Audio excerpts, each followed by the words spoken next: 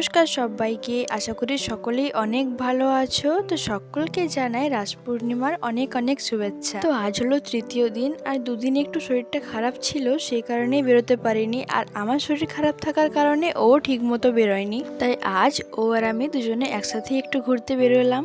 আর আমি তো গিয়ে সবার প্রথমে দোকানগুলোকে ঘুরে ঘুরে দেখছিলাম।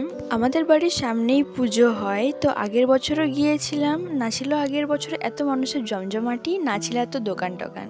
এবছর দুটো আছে দেখেই বেশ ভালো লাগলো। তো বেশ কিছুক্ষণ ঘোরাঘুরি করার পর গেলাম মন্দিরে, যেখানে পুজো হচ্ছিল। ওখান থেকে দাঁড়িয়ে দেখলাম একটা পুচকুর নাচ। ঘুরছে নাগরদোলা, চড়তে যাব আমি তুমি,